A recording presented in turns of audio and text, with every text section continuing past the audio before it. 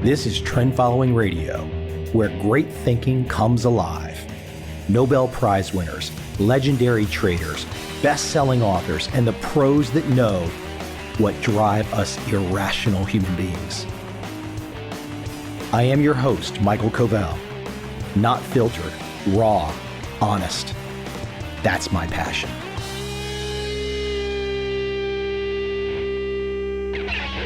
Coming back from parts unknown, I guess they're not so unknown, a quick trip from Southeast Asia down to New Zealand, if you can call 6 flights, lots of airports, and over 20 hours in the air, quick, 2 red eyes in there.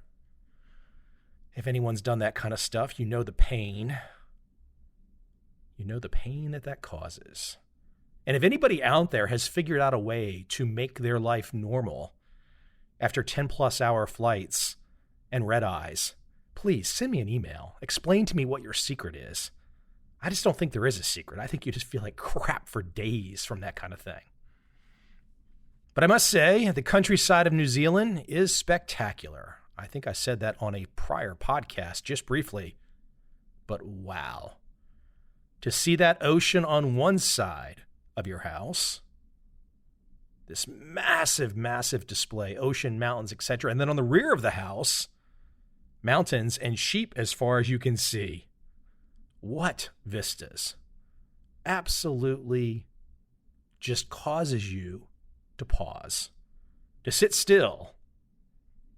Of course, I need to run back to the city after something like that, but I gotta say, and especially after I met an American down there who I actually went to meet him on a particular project, but to see that some of my American compatriots have figured out this little secret oasis in New Zealand, I can say loudly, I get it. I completely understand why you are there. There is no secrets about it. It's obvious immediately why one wants to live in New Zealand. But coming back, I had a little bit of a podcast run, a couple interviews this last week. One in particular that really was kind of cool for me. Scott Kapoor, managing partner at Andreessen Horowitz. This would be Mark Andreessen's venture capital firm. For those of you that have been around long enough to know, you might know that Mark Andreessen basically was there at the start of not only the internet, but the start of funding the internet. His Netscape IPO in August of 1995 was D-Day. That was it. That was the kickoff. And if you were somewhere in your 20s when that hit, it could only be compared to something like the gold rush of the 1800s, where everybody ran to California. I guess in this sense, they all ran to California again, but to Silicon Valley up north. An interesting path for me. I never expected to be doing a podcast, having a chance to talk with so many interesting people.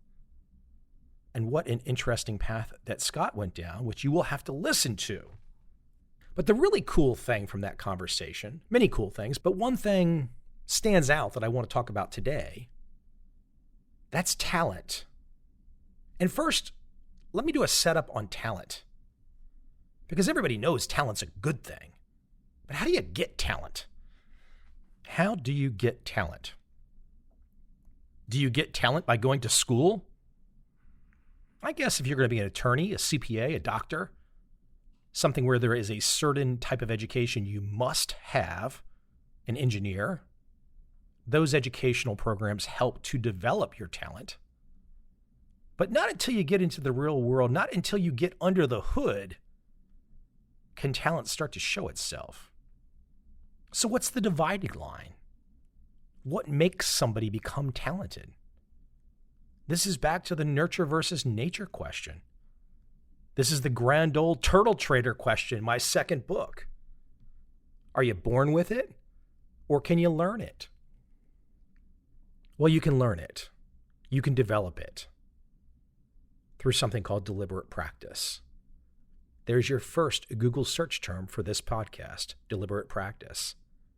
It's not just 2 random words tossed together. It's a very specific type of practice.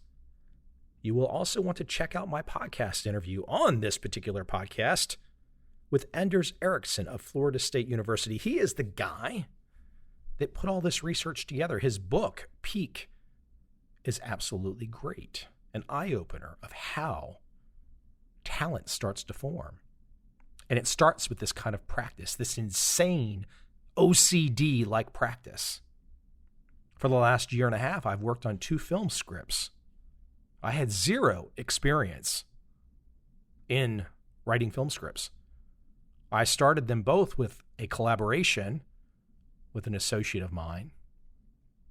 But once I got into it, once I started getting under the hood, once I kept polishing and polishing and polishing and listening to everybody that I possibly could that could have some insight on the process, but hours and hours and hours of practice by myself, staring at the words until they looked better, until something magical happened between the words, connective tissue that you never knew would be there because you didn't plan it. All of a sudden, it was just there. And you're like, how the hell did that happen? So developing talent is definitely doable. I mean, if you're one of those skeptical people out there right now that thinks that there are some people that are just born with it, okay, yeah, Shaquille O'Neal was born with 7 foot tall. But that's an outlier. So what? You're not going to have the same talent he has because you don't have the same physical size. I don't either. But for the vast majority of us normally shaped people, the intellectual opportunities, the intellectual pursuit of talent is available to everybody. And that was the cool thing about the conversation with Scott. Because talent is scarce. It's really scarce. Not so surprising if you think about it. Look at what schools are teaching kids. Look at what most people are doing with their time. Facebook bullshit, Twitter bullshit. How do you develop talent? If talent takes time, how do you develop talent if your time is going to bullshit all the time? Now, don't get me wrong. I do occasionally post on Facebook and I occasionally do some tweets. But I don't live in that shit. I can't. I can't get anything done. I can't create a damn thing. I can't get into a flow state if I am sitting around yakking nonstop with often strangers.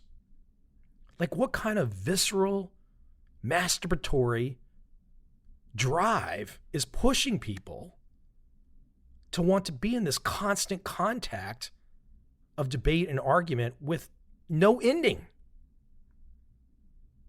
Because you can't make a case, you can't make a serious case for anything in a tweet or a post. A serious case for something comes in a long-form podcast. It comes in a book. It comes in a trading system. It comes in a film. It comes in a documentary film.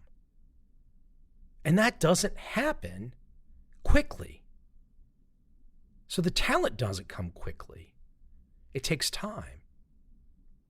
But that's the point that Scott was making. Talent is scarce. Capital is abundant. So if you have the idea for the next tech firm, the next whatever, if it's good, if you've got a good team with you, a good way to execute, and you can tell a compelling story, your talent is going to get people on your side. People are going to want to play ball with you. They're going to get on your team. They're going to get on your talent. But you got to develop the talent. I think the idea that talent is scarce is foreign to most people.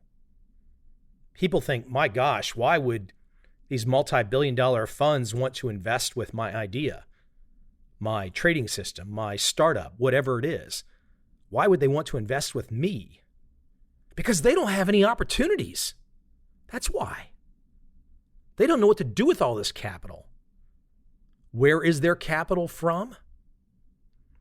Pensions, endowments, basically everyday people's retirement monies.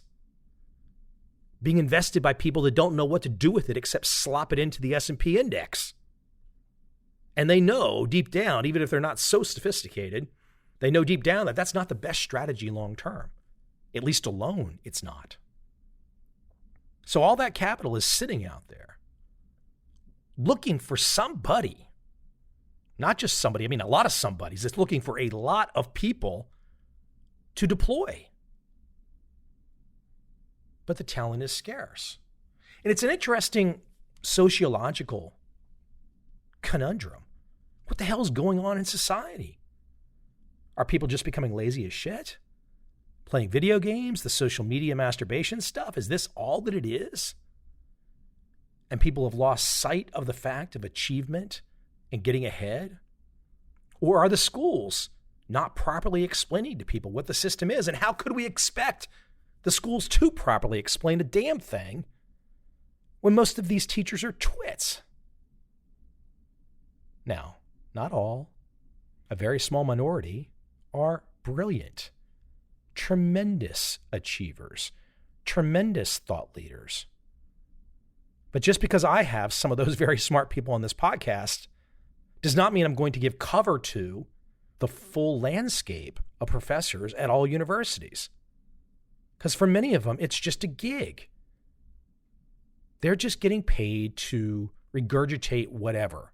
They are not thought leaders. They are not working on themselves. It's a job. And if you're out there with kids paying money, that's who's teaching your kid. Here's a great example. Filmmaking. You want to go into filmmaking. Where do you start? You can go to USC's film school. My friend went there. Actually, several of my friends went there. They've got a fantastic education. But that's a process. And maybe you don't have the time or the money. So what do you have? Have you ever flipped on YouTube? Have you ever Googled Tarantino? The guy is literally telling you how he does it. Not only Tarantino, every director under the sun. Whatever you want to learn, all it takes is a few searches to find the people that are the best at teaching you what you want to learn. To toot my own horn for a second, I teach trend following trading as one of the many things that I like to do. I'm pretty good at it. Let's do a correction. I'm really good at it. I've assembled information that would take most people years and years and years to assemble. A perspective they might not assemble. A perspective they might not ever obtain. How did I pull it together? Maniacally driven, nonstop, digging, searching, meeting, flying. And before you know it, years pass. But you end up with something that you can pass along to other people and say, hey, this is really interesting. Did you know about this? Did you know about this trend following thing? And here's the ways that I help people to understand it. Whether it's training, books, podcast. Is that some kind of a pitch from me? Not really. Just being factually honest. It's what I do. The evidence is there. But back to the Tarantino example. And I'm not comparing myself to Tarantino, even though I would love to make a great film like he has. But back to Mr. Quentin. I love his story. The guy just watched movies nonstop. He worked in a video store as a teenager watching hundreds and hundreds of films. He might even say thousands of films. And that did something to his mind. He started to think in film, to literally think inside a film. Because there is a structure. There's a structure to a script. There's a structure to a film. There's a process. This 3-act process, the hero's journey. These things are with us. This is what we as humans relate to, a certain story structure.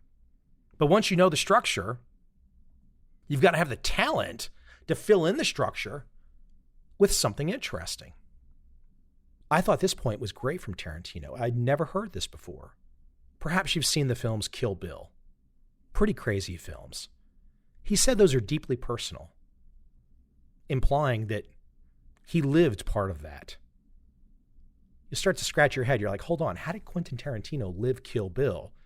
This crazy slasher film with all kinds of martial arts and whatnot. But what he was saying is that some theme of the film he had lived, and then he took his creative impulses and put a fictional story on top of it. So it's his journey, his personal experience. And then he lets his imagination run wild on top of his personal experiences. That's talent in action. How did he figure that out? Back to the video store. Non-stop doing something that he loved because he wanted to figure it out. What are you doing non-stop? Trying to say that your political guy is better than the other political guy? I do that occasionally, but I really don't do it in the way people think. I don't really give a shit about individuals on the political spectrum. That's not my thing. What I care about is hypocrisy and logic. That's how my mind is shaped. It's organized that way. Some people might think that's partisan. It's not. I'm just not on a team. So I see the weak spot and immediately go for the weak spot. How the hell did I develop that talent? Going back many years, dealing with local governments, watching how local governments operated, seeing the bureaucracy in action, seeing how they cut corners, seeing that they were quite devious, not nice people. I mean, perhaps the people that work for various governments are fine enough, but when you're inside the system and you want to protect the system, you take bad actions, you become a bad actor. It's pretty universal inside these bureaucracies. So I'm good at spotting those things. I'm good at spotting the bullshit. Back to Scott's point that talent is scarce. Let's expand that. Because it's more than just one talent that you want. It's a lot of talents. And some of those talents might not be world class. Maybe you have mid-level talents in 5 or 6 different disciplines. Some of you know where I'm going. This is a thought that Scott Adams, the cartoonist, has put out there. Something called a talent stack. And he points out, he says, look, I'm not that great in many things, but I'm good in these 5 or 6 things. And those talents of mine stacked together make me world class. He's got a point there. If you know how to write, if you know how to talk, if you know how to code, if you know how to trade, you start to combine these things together, you become something very different. Now you're no longer just an attorney or a doctor. You've become your own thing. You literally just become your name. And people say, oh, that's what that guy does. What does he do? I don't know. He's an author. He writes code. He does this. He trades, whatever. He does all these things. But eventually they just refer to you by your name. Can this be planned ahead? It sure can be. But you're up against a process. You're up against an educational process that does not want you to think that way. The educational process wants you to think like this. Go to school, memorize this shit, get a degree. When you get out with the degree, send your resume around to, I don't know, whatever firms, and you'll fit in that way. Is it about taking control of your own life? No. Is it about achievement of your own life? No. It's just about taking a damn job so you can make damn money to go buy a car, buy a house, and have 2.5 kids. I'm not saying there's anything wrong with the car and the house and 2.5 kids. Or money. I like money. But how the hell do you get the money? Do you get the money having to say, yes, sir, to an asshole every day of your life? Or do you get the money in a nice way by providing a product or a service? I don't care what it is to the world. And then they come back and they say, my God, Mike, I really like what you did. Here's some money. Teach me, show me, entertain me. Here we are now. Entertain us. citing Mr. Cobain of Nirvana. By the way, as a complete side tangent, I've always been a Nirvana fan. And I like Dave Grohl, the drummer of Nirvana that went on to do all of his solo stuff. But I watched a documentary the other day on the airplane about Nirvana. And of course, Cobain was a pretty tortured guy in the head. But man, when it comes to creativity, when it comes to talent, completely different talent that Kurt Cobain has or had and Dave Grohl has. That's not taking anything away from Dave Grohl because he's obviously become a superstar in music. All kinds of achievements. But Cobain had something. How he developed it, how he developed that talent, the documentary didn't really say. But you can bet it was a lot of solo time, a lot of personal time. I don't know how talent comes from anywhere else than solo time. Even if you're on a team, it's the solo practice that's going to push you over the top. If you're Steph Curry, is it playing with the Golden State Warriors that makes him Steph Curry? Or is it Steph Curry in the gym shooting for hours and hours and hours and days and weeks and years that perhaps makes him the best shooter in the history of the National Basketball Association? So when you think to yourself, there's nothing for you, you've already lost, you're done, you're cooked. When you think there's nothing for you, the only thing that's left is to be one of those people that goes through your life hoping the government gives you a little bit more. That's a really shitty way to go through life. It's a hell of a lot more fun. And I hope my tone today is not too ominous, but it is a hell of a lot more fun to go through life optimistic versus pessimistic, with the feeling that I will make this happen. I will do this. I affirm it will be finished. I implore everybody, if you've got the talent, apply it. If you haven't got the talent yet, get it. If you're trying to do it in any kind of a traditional manner, you're probably going to have a really rough life. Let go, my friend. Let go of what the gatekeepers are telling you is the secret. Because the moment you let go, you're probably going to find something really damn nice.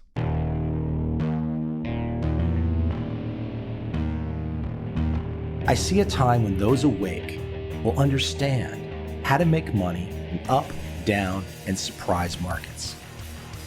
Whether new trader or experienced, college student or financial advisor, protecting against a crash or just trying to make a lot of money, Trend Following offers everyone an answer in uncertain times.